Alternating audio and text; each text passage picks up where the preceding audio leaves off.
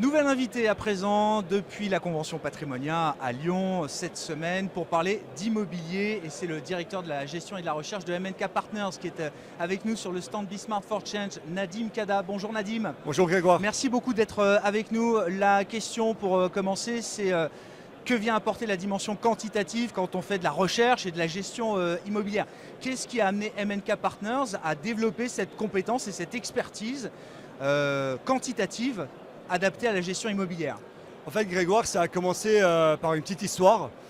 Moi qui viens du monde du côté, donc j'ai été à la Société Générale, on a géré un peu toute classe d'actifs. Je commence à discuter avec Mansour, donc le président du groupe MNK, et on commence à discuter d'immobilier. Et moi, mes réponses étaient plutôt la corrélation de l'immobilier coté avec le monde de l'action, et lui qui plutôt me parlait de la pierre.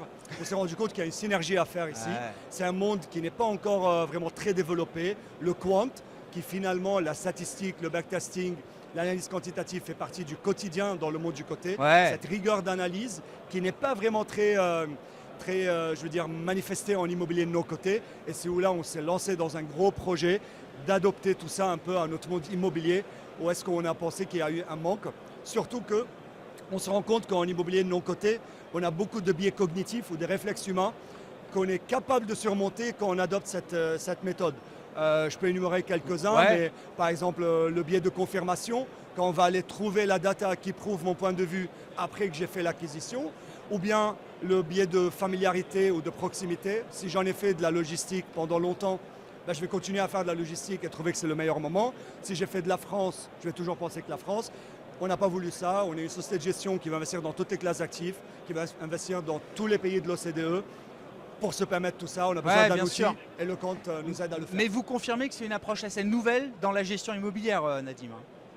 Oui, je le pense. J'espère que les autres vont nous suivre. Ça va nous mettre un peu la pression. Bien sûr, ça va un peu de concurrence. nous pousser en avant. On n'a aucun problème. On invite tout le monde à adopter la même stratégie en tout cas. Comment vous avez défini cette approche quantitative? C'est-à-dire, je comprends l'idée, éliminer un certain nombre de biais cognitifs. Ça, c'est un objectif important. Comment est-ce que ça se concrétise réellement chez MNK Partners dans la recherche que vous effectuez et dans les décisions d'investissement que vous prenez? Je pense, Grégoire, le plus important, c'est l'efficacité. N'importe quelle je veux dire, équipe de recherche ou n'importe quelle société de gestion est capable d'étudier un secteur sur une ville pendant 2-3 jours.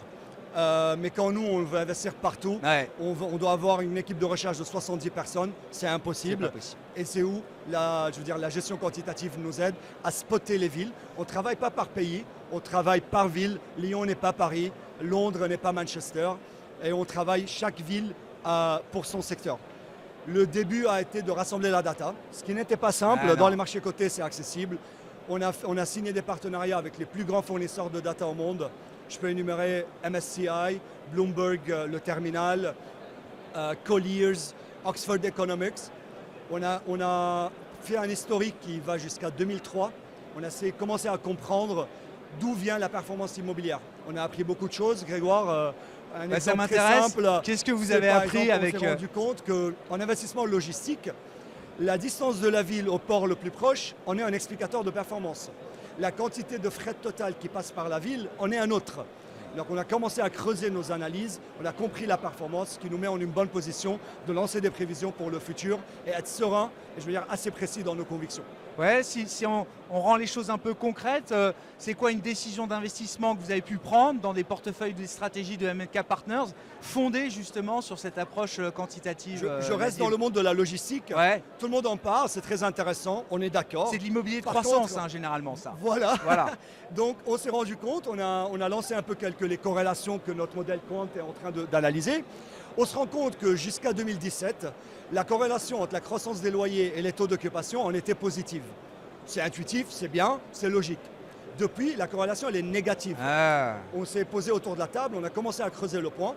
On s'est rendu compte que les locataires de nos jours sont prêts à switcher sur des espaces plus petits, qui sont prêts à payer plus cher, tant que la logistique elle est automatisée, robotisée, et ce qu'on appelle la logistique de nouvelle génération.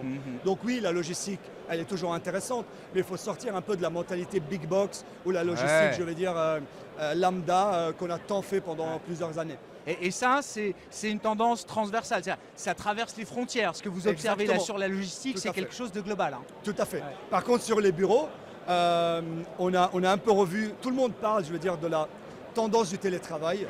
Très peu sont capables de quantifier l'effet du télétravail.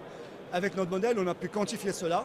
Je vais reprendre un peu quelques corrélations qu'on a trouvées, mais jusqu'à 2019, la corrélation entre les taux d'occupation et la croissance du PIB, on était à 90%, on est actuellement à 25%. Le PIB croît toujours, bien sûr. Mais ce qui se passe, c'est qu'on a de plus en plus de productivité, ça c'est un, et on a aussi l'effet du télétravail. Donc plus de PIB ne veut pas forcément dire plus de taux d'occupation. La moyenne, on est actuellement à 25% en Europe.